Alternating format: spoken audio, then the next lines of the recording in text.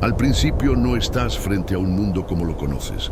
No hay caminos, no hay montes descritos, no hay ciudades levantadas, ni humo, ni voces, ni fuego en el cielo. El relato no te lleva primero a un jardín ni a una llanura. Te deja desde la primera línea, ante un comienzo absoluto. Todo arranca ahí, en una escena sin referencias humanas, sin construcciones, sin historia previa narrada. Solo queda esa apertura solemne, directa, sin rodeos. La escritura lo presenta así. En el principio, Dios crea los cielos y la tierra.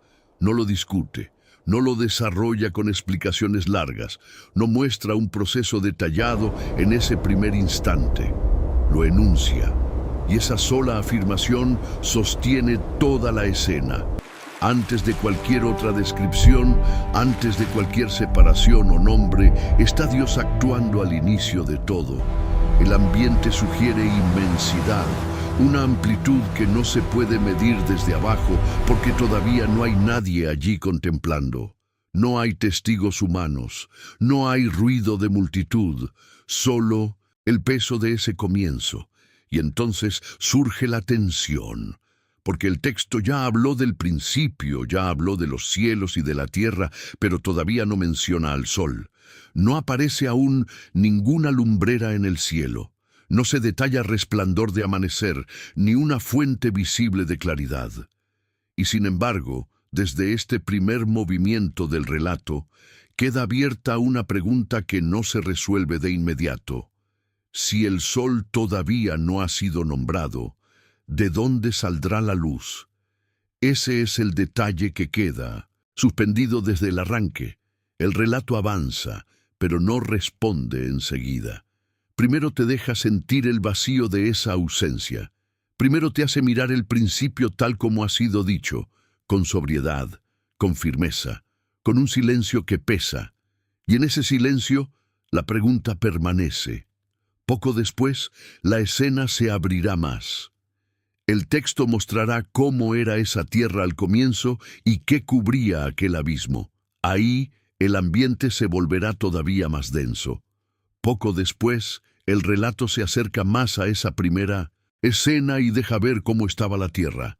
No aparece formada ni ordenada. La escritura la muestra desordenada y vacía. No hay campos, no hay caminos, no hay criaturas recorriendo nada. No se detalla contorno de montes ni extensión de costas. Todo está envuelto en una condición inicial que el texto presenta con sobriedad, como un escenario todavía sin acomodo, sin distribución, sin formas descritas para el ojo humano. Luego, la mirada del relato desciende aún más. Hay tinieblas sobre la faz del abismo. Esa palabra abre una profundidad difícil de medir. No se describe el fondo, no se menciona una orilla, solo se percibe una oscuridad extendida, densa, cubriendo aquello que el texto llama abismo. El ambiente sugiere silencio. No hay voces, no hay movimiento de multitudes, no hay ruido de instrumentos ni pasos sobre tierra firme. Solo esa vastedad oscura, extendida, inmóvil ante la lectura. Y entonces, en medio de ese cuadro, aparece una acción precisa. Sobre la faz de las aguas, el Espíritu de Dios se mueve. El texto no explica el modo, no detalla sonido, ni forma, ni trayecto visible, pero sí deja claro el orden. Primero la tierra desordenada y vacía, luego las tinieblas sobre el abismo y sobre las aguas, moviéndose, el Espíritu de Dios. Todo sigue cubierto por ese ambiente profundo y, sin embargo, ya no es una escena estática por completo. Hay presencia, hay acción, hay un movimiento señalado con claridad. Lo más fuerte es esto. Todavía no aparece ninguna lumbrera. La oscuridad sigue mencionada. El abismo sigue allí. Las aguas siguen ocupando la escena. Pero sobre esa misma superficie, el relato ya muestra que Dios no está ausente de ese principio. El entorno permanece solemne, vasto, sin detalles que distraigan. Todo queda concentrado en esas tres notas: vacío, tinieblas, aguas, y sobre ellas el Espíritu de Dios moviéndose. Pero aquí está el detalle. El texto todavía no menciona amanecer ni resplandor alguno. Esa oscuridad aún no ha sido interrumpida, y justamente por eso, el siguiente momento caerá con más fuerza, cuando en medio de esa escena una sola voz cambie todo. Más tarde, el relato sigue avanzando, pero todavía no llega ningún amanecer. No hay sol asomando en el cielo. No hay luna recortada en la oscuridad. No hay estrellas descritas sobre lo alto. La escritura, en este punto, no presenta ningún astro. Tampoco detalla un resplandor distante, ni una línea clara en el horizonte, ni destellos atravesando la oscuridad. Todo permanece dentro de esa primera escena amplia, profunda, casi insondable.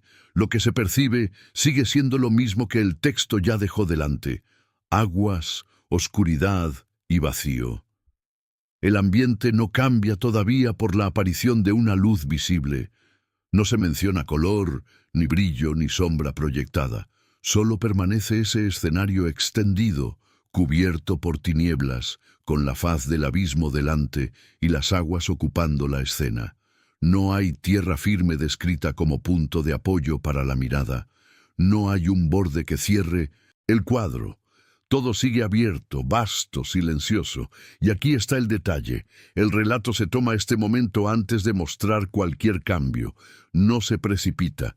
Primero deja sentir la ausencia. Ausencia de astros. Ausencia de amanecer. Ausencia de una fuente visible de claridad. Ese orden es importante dentro de la misma secuencia ya dada. Antes de que la luz sea mencionada, el texto permite que el peso de la oscuridad permanezca un instante más. Así, lo que viene enseguida no entra como parte de un paisaje ya iluminado, sino como una ruptura directa en medio de lo que aún sigue cubierto. No se describe reacción humana porque no hay presencia humana en el pasaje. No hay rostros mirando, ni pasos retrocediendo, ni voces preguntando. La quietud domina por completo. El ambiente sugiere inmovilidad en lo visible, aunque ya antes el texto había mostrado al Espíritu de Dios moviéndose sobre las aguas. Pero en esta parte, lo que domina la percepción es la espera del siguiente acto. Y entonces, todo cambia con una sola voz. No con un proceso largo, no con una cadena de señales previas. Lo más fuerte es esto: el siguiente momento llegará por la palabra misma de Dios. Y cuando esa voz se escuche, la escena ya no volverá a ser la misma. En ese momento, el silencio del principio se rompe de la forma más directa que el relato puede mostrar. No entra una claridad desde el horizonte. No se menciona un astro encendiéndose en lo alto. No aparece una fuente visible dentro de la escena. La Escritura lo presenta de otra manera. Dios dice: sea la luz. Primero viene la voz, primero viene la palabra, y entonces, sin demora narrada, sin transición larga, la luz fue. El orden aquí es claro. Antes el cuadro estaba cubierto por tinieblas, con el abismo y las aguas dominando la escena. Ahora, en medio de esa misma amplitud, sucede algo decisivo. Dios habla.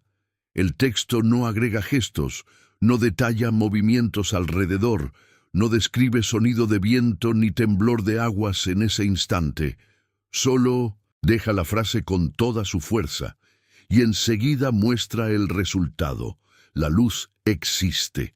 Así entra en el relato, no como algo que el texto explique paso a paso, sino como respuesta inmediata a la palabra de Dios. Lo más fuerte es esto: la luz aparece aquí, y el sol todavía no ha sido mencionado. El relato no introduce aún las grandes lumbreras del cielo. No habla todavía de la luna ni de las estrellas. No se detalla un amanecer como los que después conocerá la tierra. Y, sin embargo, la oscuridad ya no queda sola. La luz irrumpe antes de que el texto nombre cualquier astro. Ese es el punto que queda firme dentro de la secuencia. No hay reacción humana descrita, no hay ojos que se cubran ni rostros que miren hacia arriba, porque el pasaje no pone personas en esta escena, pero el ambiente que antes se percibía cubierto y profundo cambia por completo. Donde dominaban las tinieblas, ahora el texto deja constancia de la luz. No explica su forma, no mide su alcance, no la compara con nada. Solo afirma que fue, y con eso basta para alterar todo el cuadro. Pero aquí está el detalle. Aunque la luz ya ha entrado, el relato todavía no ha dicho qué hará Dios con ella.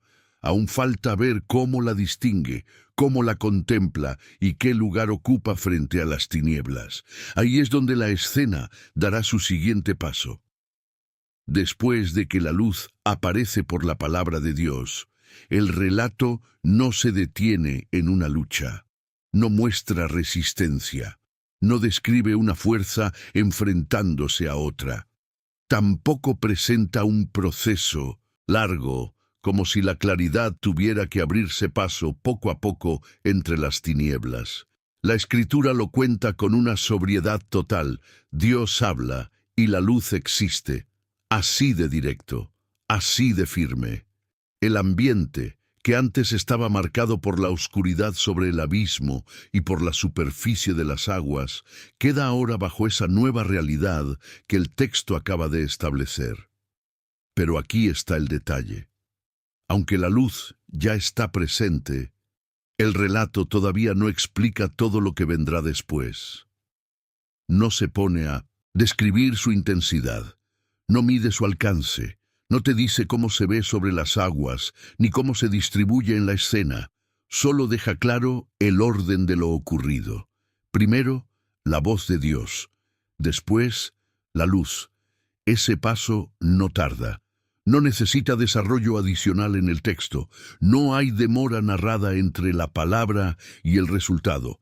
Y eso le da a este momento un peso particular, porque no solo aparece la luz, sino que aparece de una manera que no depende todavía de los luminares que más adelante serán nombrados. El sol aún no entra en escena.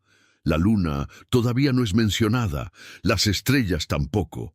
No se detalla cielo encendido por astros, ni un ciclo visible de amanecer como el que tú imaginarías más tarde.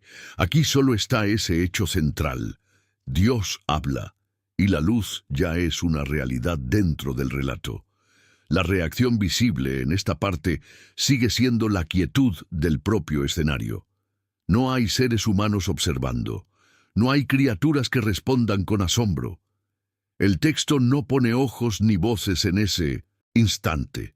Todo queda concentrado en la eficacia de la palabra divina y en la presencia inmediata de la luz. Lo más fuerte es esto. El relato no necesita añadir más para dejar marcado el cambio. Pero la escena todavía no está completa. Aún falta ver cómo Dios contempla esa luz recién aparecida. Y en ese momento el relato dará el siguiente paso. Porque no solo habrá luz, también habrá una evaluación y una distinción. En ese momento, después de que la luz ha aparecido por la palabra de Dios, el relato da un paso más. Ya no se enfoca solo en el hecho de que la luz existe. Ahora muestra algo distinto. Dios ve que la luz es buena. La Escritura lo dice de manera breve, pero el peso de esa escena es grande. No describe un examen largo, no detalla un proceso, solo presenta esa mirada divina sobre lo que acaba de ser, y esa afirmación queda establecida dentro del relato. El ambiente, que al inicio estaba marcado por el desorden, el vacío y las tinieblas sobre la faz del abismo, ya no se percibe igual. La luz no queda confundida con ese cuadro anterior. No aparece absorbida por la oscuridad. No se describe como una claridad débil, atrapada entre las aguas o perdida dentro de la profundidad. El texto muestra otra cosa. Dios la ve, y al verla, la declara buena. Esa secuencia es clara. Primero la palabra, luego la luz.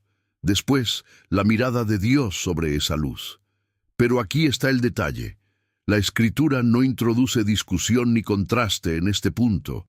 No dice que la luz lucha por mantenerse, no presenta dudas, no muestra que quede mezclada con el caos inicial. Al contrario, la escena sugiere que esa luz ya está plenamente distinguida dentro del orden que Dios comienza a establecer. El cambio no está descrito con muchos elementos visuales, pero sí con una firmeza total. Lo que antes era oscuridad extendida, ahora ya no domina de la misma manera, porque la luz ha sido puesta delante y además ha sido vista por Dios como buena. No hay reacción humana visible, porque todavía no hay personas dentro del relato.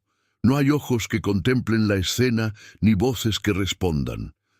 Todo permanece en una solemnidad profunda. La quietud sigue presente, pero ya no es la misma quietud del principio cubierto por tinieblas. Ahora hay una luz existente y reconocida. Lo más fuerte es esto.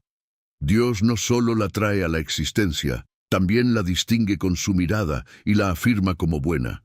Y entonces el relato avanzará todavía más, porque después de verla y afirmarla, Dios hará algo decisivo con ella, la separará de las tinieblas. Ahí el orden comenzará a mostrarse con mayor claridad. Entonces viene la primera separación. Después de que la luz ha sido traída por la palabra de Dios y después de que Dios ve que esa luz es buena, el relato da otro paso decisivo. La Escritura no deja esta escena en una mezcla indefinida. No permite que todo permanezca como al principio. Ahora muestra orden. Ahora muestra distinción.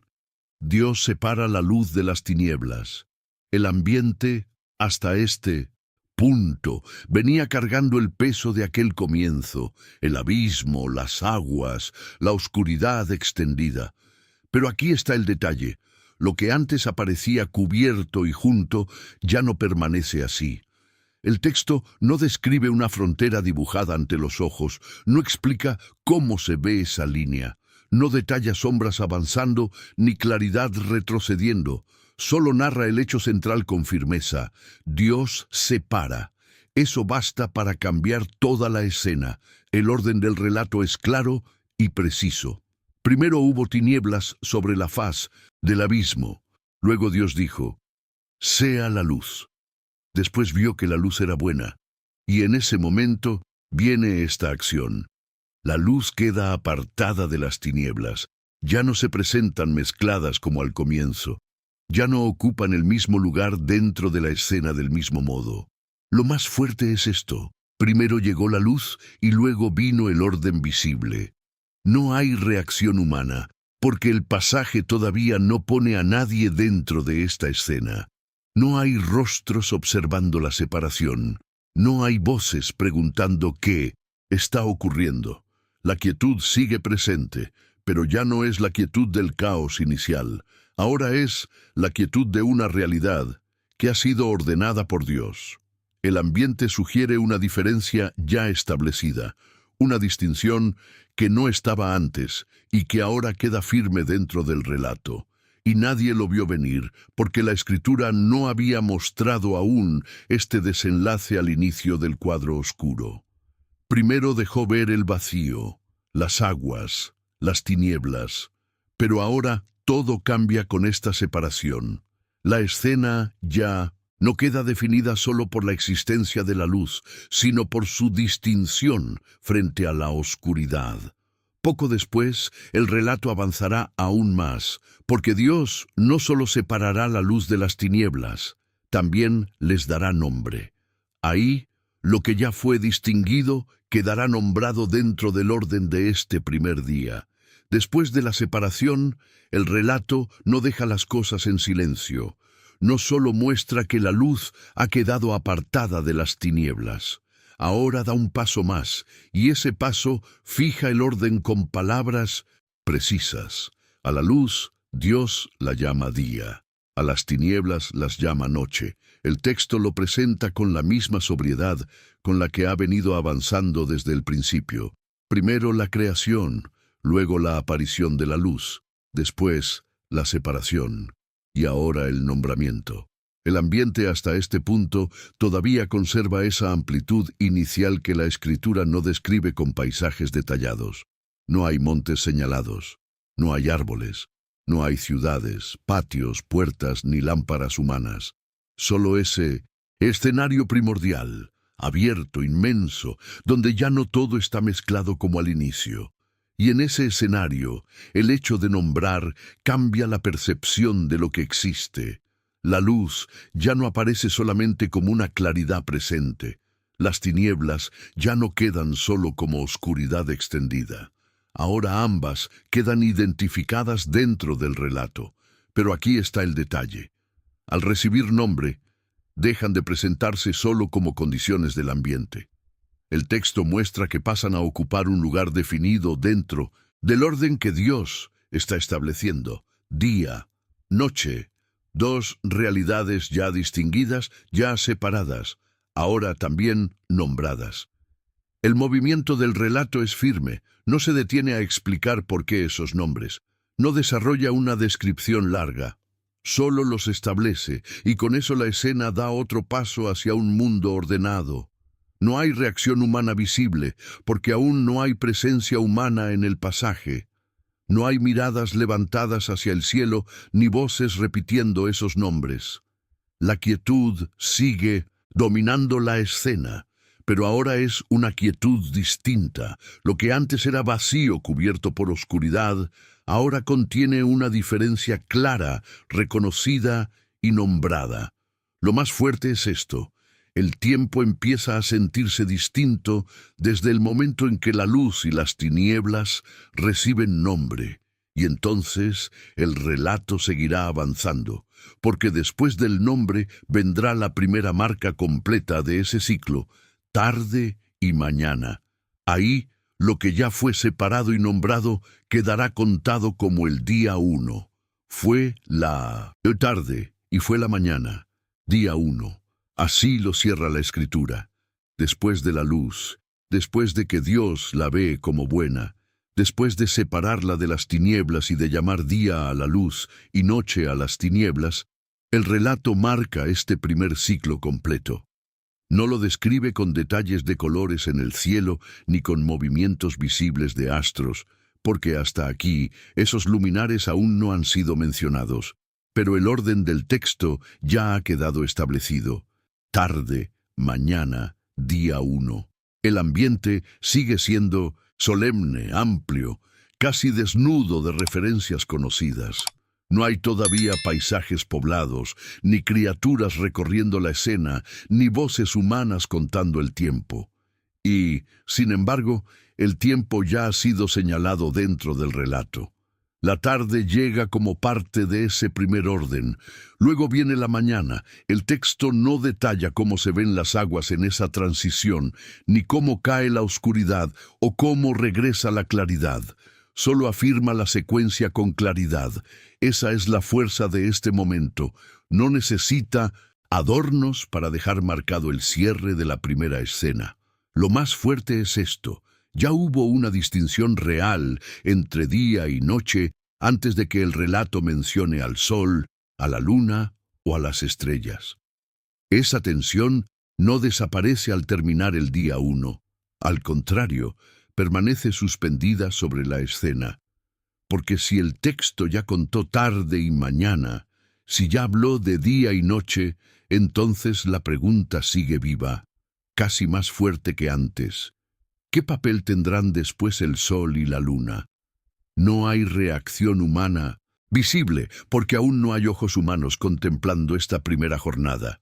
Todo permanece en una quietud profunda, como si el propio relato dejara un espacio de silencio al cerrar esta escena.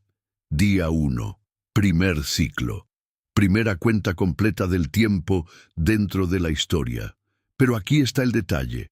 La explicación sobre los luminares todavía no llega. Y entonces, cuando el relato avance más adelante, volverá otra vez hacia el cielo. Allí se mostrará por qué aparecerán las lumbreras y qué función ocuparán dentro del orden ya iniciado. Después, el relato avanza y vuelve otra vez al cielo. Ya quedó atrás la primera escena del día 1, con la luz apareciendo antes de que el sol fuera mencionado. Ahora, la escritura retoma el curso de la creación y enfoca la expansión de los cielos. No lo hace para repetir el primer momento de la luz, sino para mostrar otra disposición dentro del orden que Dios sigue estableciendo. El ambiente sigue siendo solemne, alto, abierto, como si la mirada se levantara otra vez hacia esa inmensidad que el texto presenta sin adornos innecesarios. Y entonces Dios dice que haya lumbreras en la expansión de los cielos. La secuencia vuelve a ser directa. Primero, la palabra de Dios. Después, la realidad que esa palabra establece. El texto no describe herramientas, ni procesos lentos, ni una construcción progresiva vista paso a paso por ojos humanos. Solo deja claro que estas lumbreras son llamadas a existir en lo alto, en el firmamento, dentro de esa expansión que domina la escena desde arriba. Pero aquí está el detalle: no aparecen en el relato para crear la primera luz que ya había sido mencionada antes. La Escritura no regresa atrás para corregir lo anterior. No dice que ahora por fin la luz existe. No, la luz ya había aparecido cuando Dios dijo, sea la luz. Lo que ahora entra en escena es otra cosa. Las lumbreras son puestas en relación con el día y la noche. Su función, según este momento del relato, es separar el día de la noche. Ahí cambia el ritmo de la historia. Antes, la luz irrumpió en medio de las tinieblas por la sola palabra de Dios. Ahora, el énfasis no está en la primera aparición de la luz, sino en el orden visible de su gobierno en los cielos. El texto muestra un acomodo más definido, una disposición que dará forma a la separación ya conocida entre día y noche. Lo más fuerte es esto: no se introduce la luz por primera vez, sino la estructura celestial que marcará su función sobre la tierra. No hay reacción humana visible. No hay nadie mirando hacia arriba, porque el pasaje aún no coloca al hombre en escena. Todo permanece en la firmeza del mandato divino y en el orden que va quedando establecido. Y poco después, el relato dirá todavía más. Esas lumbreras no solo separarán el día de la noche, también servirán como señales para tiempos, días y años. Poco después, el relato precisa la función de esas lumbreras en la expansión de los cielos. No quedan allí como simples puntos encendidos en lo alto. La Escritura muestra un propósito definido. Servirán como señales. Marcarán estaciones, días y años. El ambiente de la escena sigue siendo amplio, elevado, abierto sobre la tierra, pero ahora el texto deja ver que ese cielo no solo será visto, también quedará ordenado para señalar tiempos. La secuencia avanza con claridad. Primero, Dios dice que haya lumbreras en la expansión. Luego, el relato muestra para qué estarán allí. No se detalla una sucesión lenta de movimientos, no se describe un cambio visible de color, ni trayectorias recorridas ante los ojos. Lo que la Escritura hace es fijar su función. Serán señales, indicarán estaciones, marcarán días, señalarán años. Así, lo que antes ya existía como día y noche desde el primer momento de la luz, ahora recibe una referencia visible en los cielos para el paso del tiempo. Pero aquí está el detalle. El texto no presenta a estas lumbreras primero como el origen de toda claridad. Las presenta en esta parte como marcadoras del tiempo y como instrumentos dentro del orden ya establecido. Ese punto permanece firme en la secuencia. La luz ya había sido mencionada antes. Día y noche ya habían sido nombrados. Ahora, más adelante en el relato, las lumbreras ocupan su lugar en los cielos para señalar, para dividir, para acompañar el curso del tiempo sobre la tierra. Lo más fuerte es esto. La escena deja de sentirse solamente como la aparición de luces en lo alto y se percibe como un orden preciso. Ya no es solo el contraste entre claridad y oscuridad. Ahora el tiempo mismo queda ligado a esos cuerpos celestes, estaciones, días y años. El relato no detalla aún cómo se verán en cada ciclo, pero sí establece con firmeza el propósito de su presencia. No hay reacción humana visible, porque todavía no hay personas en esta parte del relato levantando la vista al cielo o contando las estaciones. Todo queda dicho con la misma sobriedad del principio. Y entonces el siguiente paso vendrá con más precisión todavía. Esas lumbreras no solo señalarán los tiempos, sino que también alumbrarán sobre la tierra. Más tarde, el relato añade otra precisión sobre esas lumbreras en la expansión de los cielos. No solo estarán allí como señales para estaciones, días y años, también serán para alumbrar sobre la tierra. La escena se mantiene en lo alto, abierta sobre la creación, pero ahora la Escritura deja claro que la función de esas lumbreras no queda encerrada en el cielo mismo. Su presencia se proyecta hacia abajo. Su luz alcanza la tierra. La secuencia sigue el mismo patrón sobrio y firme que ya ha marcado todo el relato. Dios habla otra vez, y así sucede. No se describen manos levantando nada, ni procesos visibles prolongados, ni una transición lenta narrada paso a paso. Primero está la palabra de Dios, luego está el cumplimiento exacto de esa palabra. Esa estructura vuelve a aparecer aquí con toda claridad. Lo que Dios dispone respecto a las lumbreras en los cielos, eso mismo queda establecido. Pero aquí está el detalle.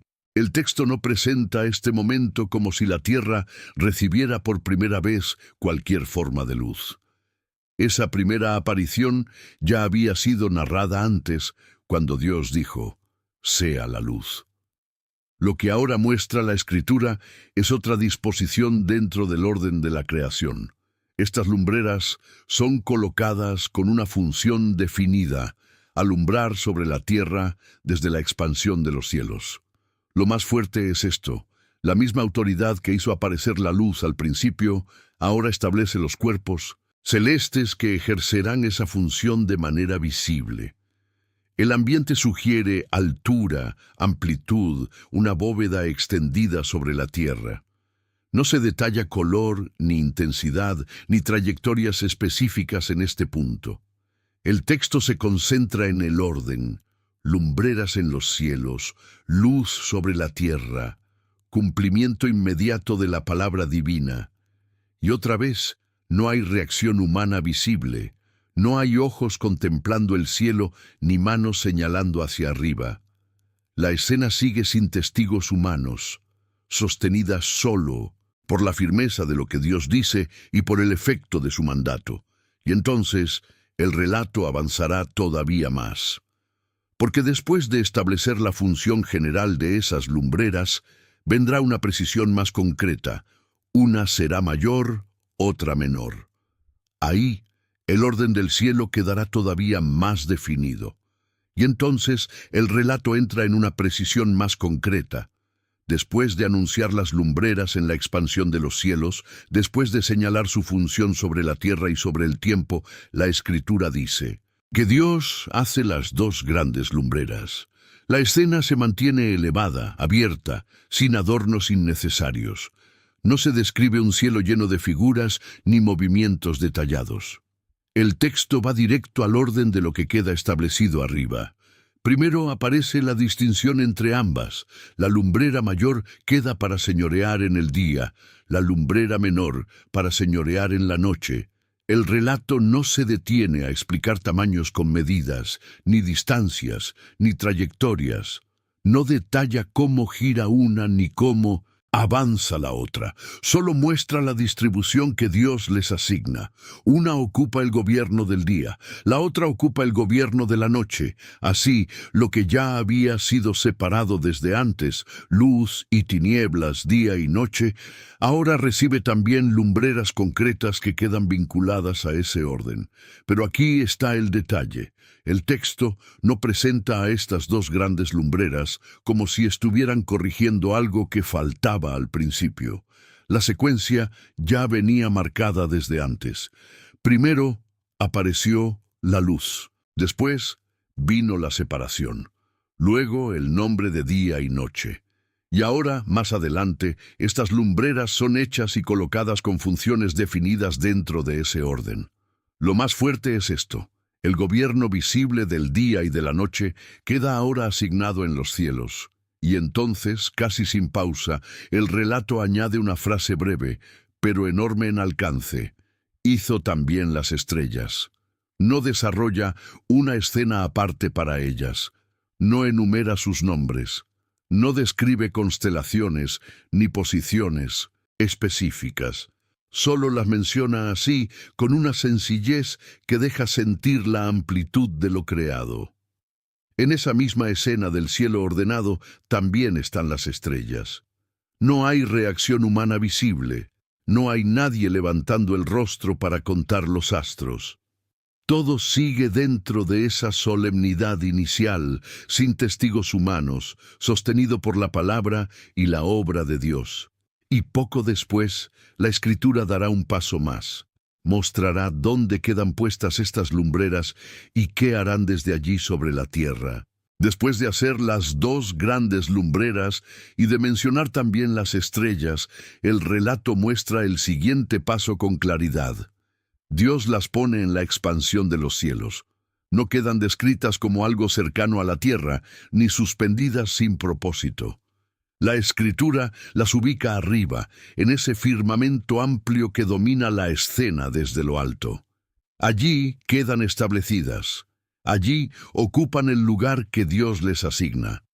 El orden del relato sigue siendo firme y preciso. Primero, Dios hace las lumbreras. Luego las pone en la expansión de los cielos. Y una vez puestas allí, el texto muestra lo que harán desde ese lugar. Alumbran sobre la tierra. No se detalla el modo en que esa luz cae sobre las aguas, ni cómo toca la superficie de la tierra, ni cómo se perciben las sombras, pero el ambiente sugiere una relación clara entre lo alto y lo que está abajo. Desde el cielo, las lumbreras cumplen su función sobre la tierra, y entonces la Escritura añade algo más. No solo alumbran, también señorean en el día y en la noche. La lumbrera mayor queda vinculada al día, la menor a la noche. Así, el relato vuelve sobre esa distinción que ya había aparecido antes, cuando Dios separó la luz de las tinieblas y dio nombre al día y a la noche. Pero aquí está el detalle. Ahora esa diferencia también queda sostenida por las lumbreras puestas en los cielos. Lo más fuerte es esto. Desde ese lugar alto, ellas separan la luz de las tinieblas. El texto vuelve a mencionar esa separación como un eco del primer día, pero ahora dentro del orden visible de los cielos. No cambia lo que ya había sido establecido al principio, más bien lo confirma dentro de esta nueva disposición. Lo que antes fue separado por la acción directa de Dios, ahora también queda marcado por las lumbreras que Él ha puesto arriba. Y otra vez, como ya ocurrió antes en el relato, Dios ve que esto es bueno. No hay reacción humana visible, no hay testigos en la escena, solo permanece la solemnidad del cielo ordenado y de la tierra, alumbrada desde arriba. Y poco después, el relato cerrará este momento con la cuenta del tiempo. Tarde y mañana, el día cuarto. Fue la tarde y fue la mañana, día cuarto. Así cierra la Escritura esta escena del cielo ordenado.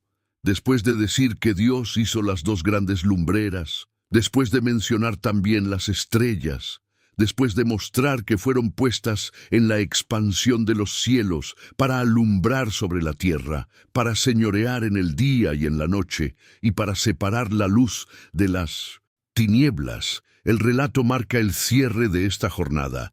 No añade discurso extra, no prolonga la escena. La cuenta queda dada con esa sobriedad firme, tarde y mañana, día cuarto. El ambiente sugiere ya un mundo mucho más ordenado que aquel principio cubierto por tinieblas. No porque el texto se detenga a describir paisajes detallados, sino por la secuencia misma que ha ido dejando establecida. Ahora hay lumbreras en los cielos, hay funciones asignadas, hay día y noche marcados también por ellas. Hay señales para tiempos, estaciones, días y años. Y sobre todo, hay una diferencia que al inicio había quedado abierta como misterio. La luz había aparecido antes, y solo después llegaron el sol, la luna y las estrellas. Pero aquí está el detalle, el que quedó suspendido desde el comienzo y ahora encuentra su cierre dentro del propio relato. La luz apareció antes del sol, porque según la misma Escritura, primero vino por la palabra de Dios. Primero se oyó, sea la luz, y la luz fue. Eso ocurrió antes de que el texto dijera nada sobre lumbreras en la expansión de los cielos. Después, en el día cuarto, Dios puso el sol, la luna y las estrellas para alumbrar sobre la tierra, para separar el día de la noche y para señalar los tiempos. Lo más fuerte es esto: el relato no presenta contradicción dentro de su secuencia. Presenta un orden. Primero, la luz por mandato de Dios. Después, más adelante, los luminares con su función en los cielos. Así se resuelve la pregunta abierta desde el